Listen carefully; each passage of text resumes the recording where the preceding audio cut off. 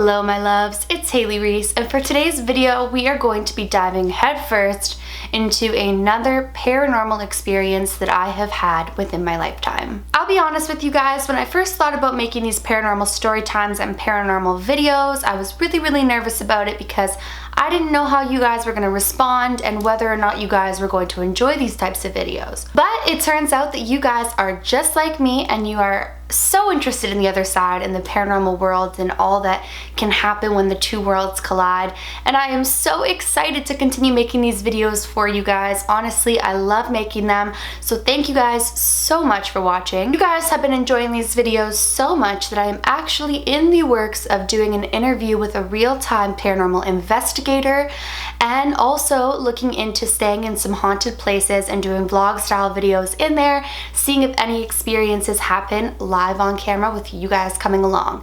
So if you guys are interested in videos like these or want to see some of my upcoming videos, please go ahead and click that subscribe button. Like I always say, I post a ton of videos and I don't want you guys to miss when I upload, so please do that if you like this, and let's get into this paranormal story time. Unlike the last two paranormal story time videos that I have done, this one is one that is currently still happening. I still have this doll, I still have it within my house. These things happen daily, so that makes this one a little bit creepier to be sharing with you guys, and also a little bit more exciting because as these things continue to happen, if you enjoy this video, we can continue to make videos on it. But it is definitely still happening real time, and it is something very creepy, but also really interesting. So this past February was the 2-year reunion of my over 1 month hospital stay and my lung surgery. For those of you who don't know, I had my lung collapse 2 years ago, and I ended up having to be on lung support for a month. When they realized that my lung would not inflate, I had to have a bulectomy, which is basically where they go in and they remove pieces of your lung. For me, my lung was covered in blisters and scar tissue, so they scraped all of that away, removed half of my lung, and glued it to my rib cage with like a powder type thing. I'm obviously not into medical, so I don't know exactly, but that's the dumbed down version that they explained to me. And during my stay in the hospital, it started at the last week of January and I was there until the beginning of March. I obviously spent Valentine's Day in the hospital.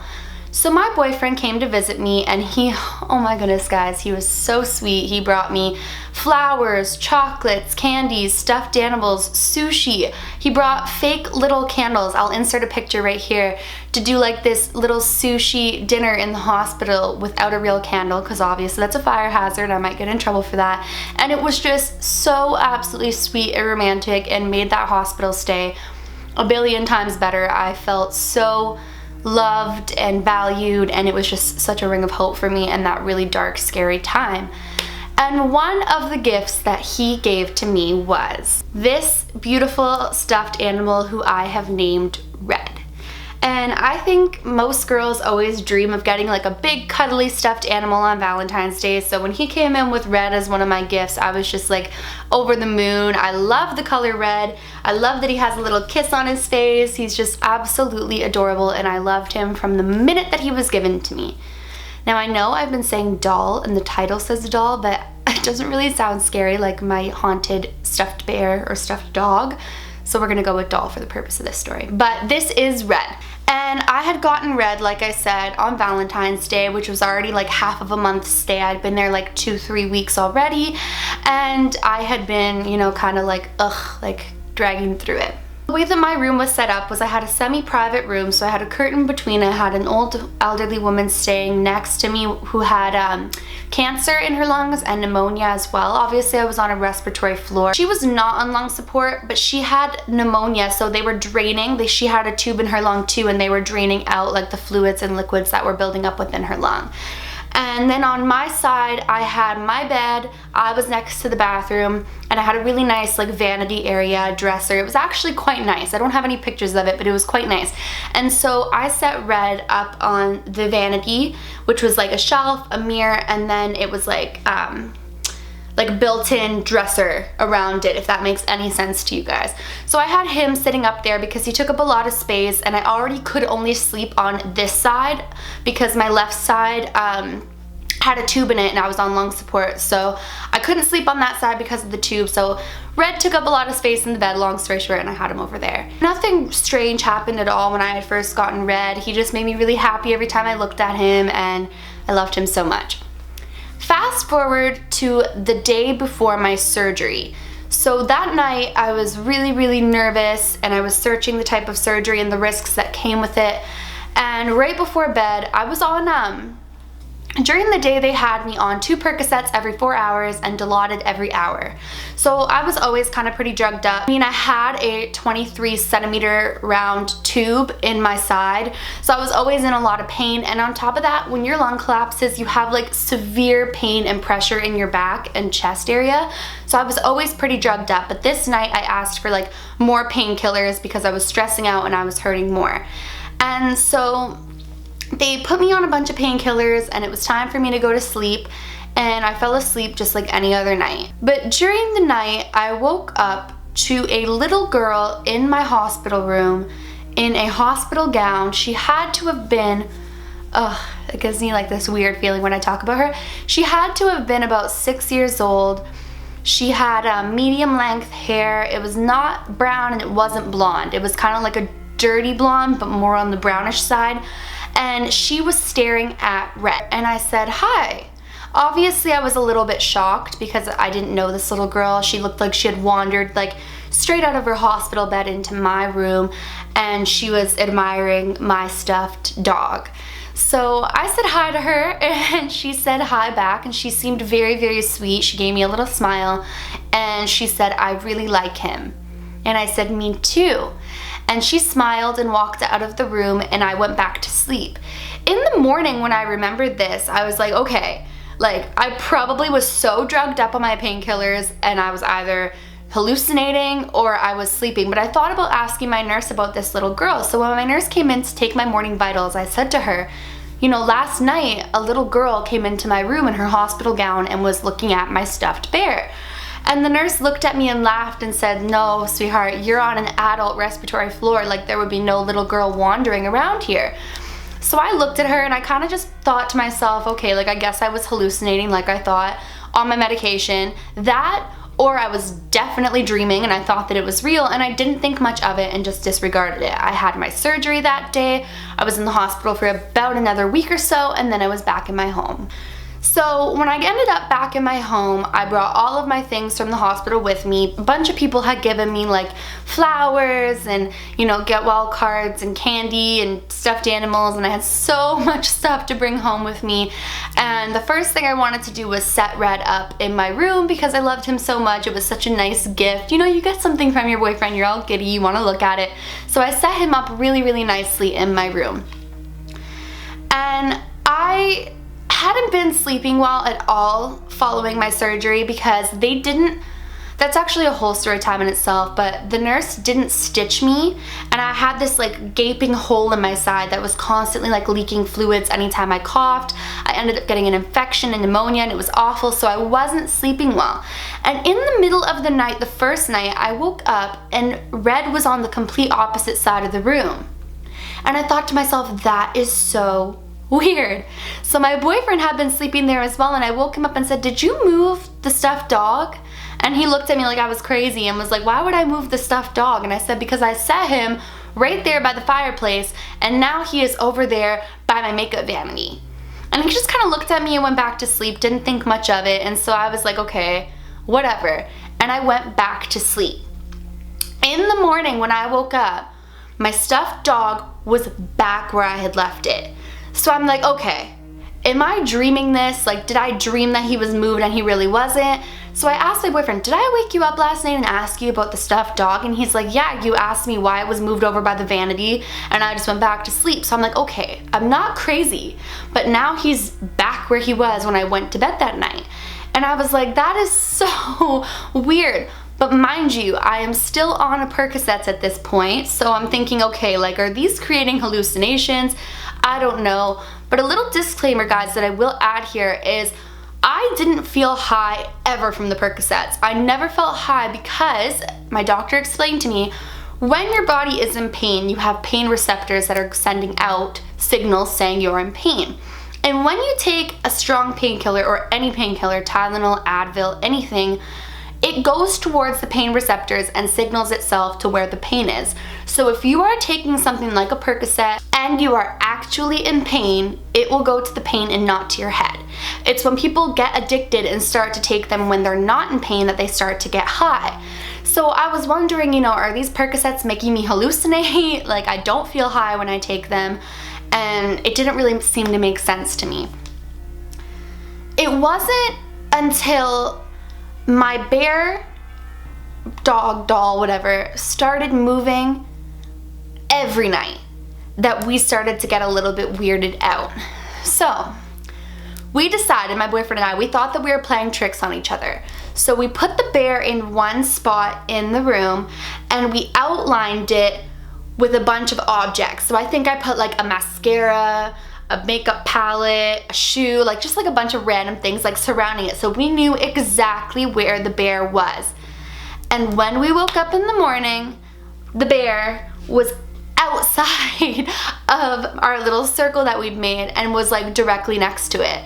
So now we're like, okay, something is happening here. Something is either within this stuffed dog or we are going absolutely crazy. So we kind of just like moved on from it and just kept going on and about our days, and every day we would wake up and the dog would be in a different spot.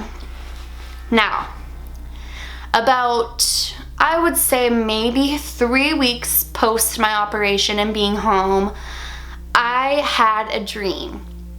And this is where it gets very, very chilling. And like, oh my God, I just had like the urge to cry. That's so weird. This is where it gets very chilling.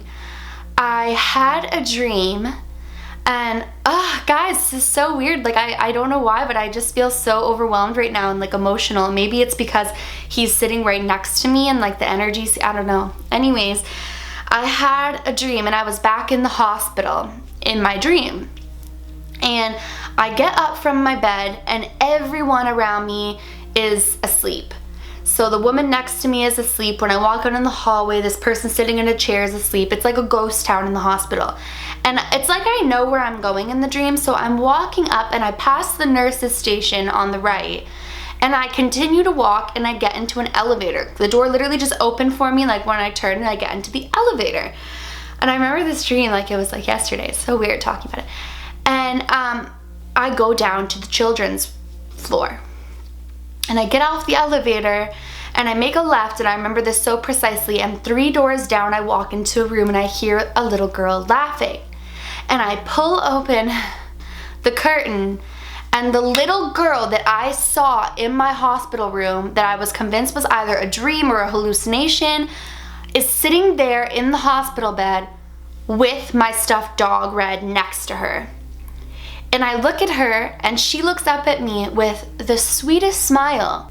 I kid you not, she says, "I told you I loved him." Ooh, I have goosebumps talking about it. Like it's such a, whenever I tell these stories on camera, it's so weird, guys. I get these like overwhelming feelings of emotion, but this time when I talk about this little girl, it's super weird. So all of a sudden I look at her and I said, "What did you say?" And she's hugging, I'll show you. She has Red sitting up in her hospital bed next to her, and she looks up at me with the sweetest smile, squeezes him like this, and goes, "I told you I love him." And right when she confirms what she said, I wake up. And so I wake my boyfriend up and I'm like, "You are not gonna believe the dream I just had." And I tell him, and he says, "Maybe it's her within the dog." And right then and there, I literally like got this chilling feeling through me, and it wasn't a scary feeling. It's never been a scary feeling like with this stuffed animal ever. It's just a feeling of, you know that something is there, you know that something is happening, and that kind of puts you on edge because the barrier and the border between our world and that world is connecting through a stuffed animal. Like, it's so crazy. So the next day when I had got up, I decided that I was gonna go take a drive down to the native reserve, and what I picked up was this. And what comes inside of it is a shell, a feather, it smells so good, It comes with sage, cedar, and tobacco. And basically what I decided to do with this was I decided to sage my place, sage the dog, and sage the energy. But I wasn't casting everything out.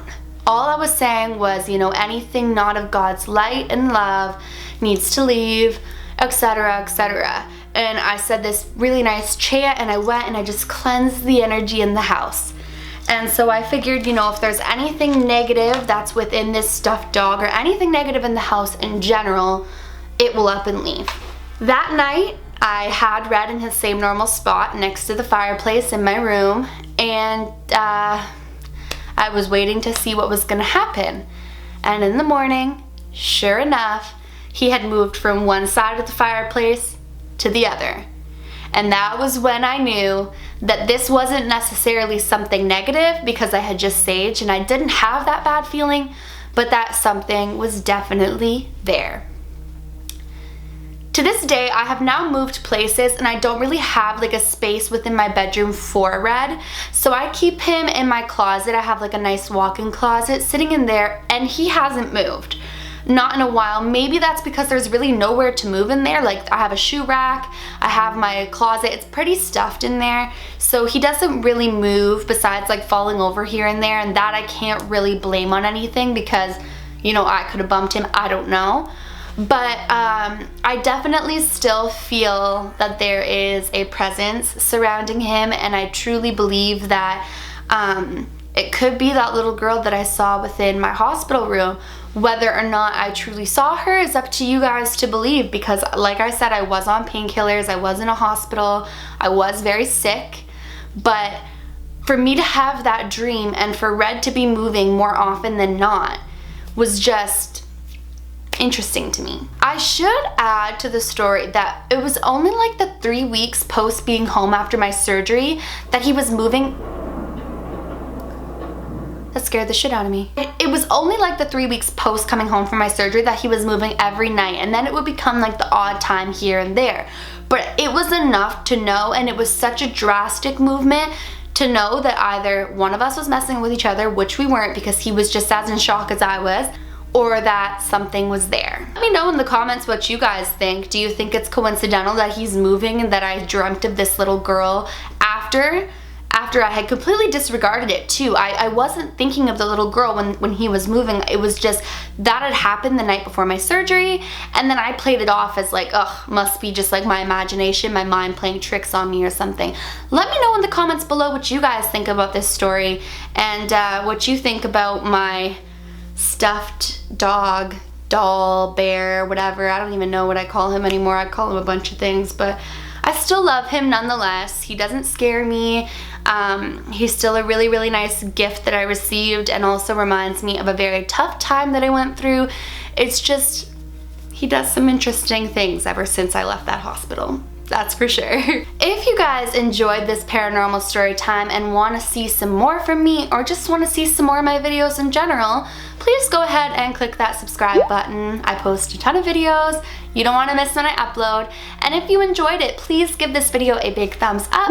Like I always say, guys, it makes me feel really, really good when you do, and I super appreciate it, so please do that. Remember, my loves, do all things with kindness, and until next time, love you.